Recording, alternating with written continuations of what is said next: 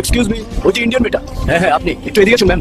তাই কিশোর, মেয়েটা যদি প্রাইভেটে কথা বলতে চায় তাহলে চলে যাবে, আমাদের প্রাইভেসি দরকার। প্লিজ বসুন, বসুন না। বলুন মিস, আপনার জন্য কি করতে পারি? আমার $10,000 লোন লাগবে। হ্যান্ড লোন চাইছে? Sure ma'am, definitely. কোনো ডকুমেন্ট এনেছিলেন? কিসের ডকুমেন্ট স্যার? এই ধরেন না, যেমন পাসপোর্ট। এই পাসপোর্টটা তোর কাছেই রাখ। আমার পাসপোর্ট তোর টাকা ফেরত দিয়ে তবেই নিয়ে যাবো। হারামি কোথাকার। নেই, no problem ma'am. Driving licence? গাড়ি চালাতে পারি না স্যার। আচ্ছা ঠিক আছে। আর কোনো নথিপত্র, মানে সোশ্যাল সিকিউরিটি নাম্বার, বেতনের স্লিপ অথবা চাকরির চুক্তিপত্র? এই যে আমার আইডি আর ডকুমেন্টস, তোর টাকা ফেরত দিয়ে তবেই আমি নিয়ে যাবো।